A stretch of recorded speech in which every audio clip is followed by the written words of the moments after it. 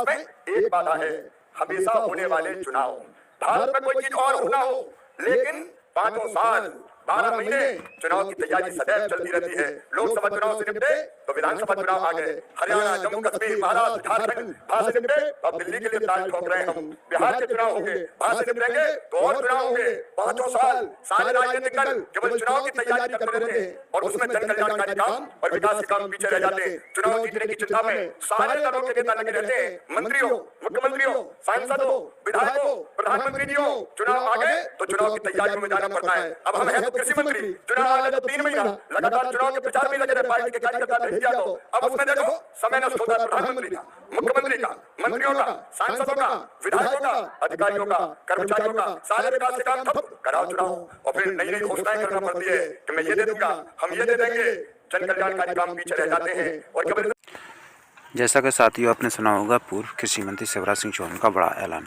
सभा को संबोधित करते हुए उन्होंने बताया कि फसल बीमा की राशि और मुआवजा राशि सभी किसान भाइयों को दी जाएगी और उन्होंने बताया कि लाडली बहनों की जो पैसे है वो राशि बढ़कर आएगी। 19वीं किस्त आ चुकी है सभी के खातों में, 20वीं किस्त जल्दी आने वाली है। तो चैनल को सब्सक्राइब करें। सभी विधानसभा और लोकसभा के चुनाव एक साथ होने चाहिए, इसके लिए जन जागरण हमको करना चाहिए। बोलो, होना चाहिए कि नहीं होना चाहिए? जोर से बताओ, होना चाहिए कि नहीं होना चाहिए? एक बार फिर जोर से बताओ, सब चुनाव एक साथ होना चाहिए कि नहीं? तो बच्चों ने भी कह दिया, संतों से भी आशीर्वाद चाहते हैं। एक जन जागरण ऐसा चले कि राजनीतिक दल मजबूर हो जाए एक साथ चुनाव करने के लिए, ताकि देश की प्रगति और विकास बाधक ना हो। आइए धर्म क्षेत्र, कुरुक्षेत्र, संवेदना, हिंसा, आज यहाँ से हम एक संकल्प लें कि एक साथ सभी विधानसभा लोकसभा के चुनाव हो, इसके लिए हम जन जागरण करेंगे और सभी राजनीतिक दलों को मजबूर करेंगे। सच्चिदानंद यानी सच्चिदानंद, यह है वास्तविक स्वरूप हमारा। तो हम केवल शरीर नहीं है, स्वामी विवेकानंद भी यही कहते थे, तुम केवल 3.5 हाथ के हाड़ मांस के पुतले नहीं हो, तुम ईश्वर के अंश हो, तुम अनंत शक्तियों के भंडार हो, तुम अमर आनंद के भागी हो। दुनिया में कोई काम ऐसा नहीं कि जो तुम ना कर सको। तो पहली चीज, हम साधारण नहीं है, हम ईश्वर के अंश हैं और इसलिए हम बड़े से बड़ा काम कर सकते हैं। छोटे से छोटा बेटा बेटी जो है बेटा है, कल महान और बड़ा काम कर सकता है और इसलिए हमको सदैव अपने लक्ष्य को बड़ा रखने की कोशिश करनी चाहिए, ताकि हम साधारण जीवन ना जिए, असाधारण काम करें। और असाधारण काम करने के लिए कुछ गुण चाहिए, वो भी गीता में बताए।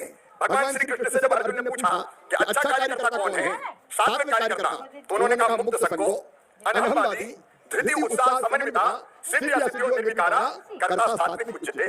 मुक्त संगो मतलब जो सबको समान मानता है, ना किसी से राग रखता है, ना किसी से द्वेष रखता है। मुक्त संगो अनहमवादी मतलब जो घमंड नहीं करता, क्योंकि घमंडी का सिर हमेशा नीचे हो जाता है। जो अहंकार नहीं करता और जो धैर्य से भरा रहता है, जिसमें उत्साह होता है और जो सफलता और असफलता।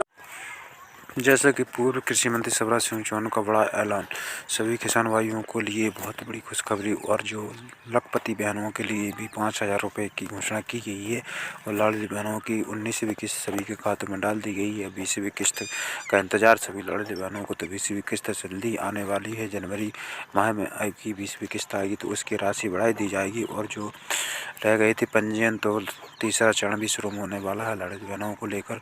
तो जल्द ही सभी लाडली बहनों अपने डीबीटी क्या सही करा लें और आधार से लिंक करा लें। यदि आपके पैसे नहीं आ रहे हैं तो डीबीटी इनकरेक्ट के कारण पैसे नहीं आ रहे हैं तो सही करा लें। चैनल को सब्सक्राइब जरूर करें, वीडियो को शेयर करें, लाल बटन दबाना।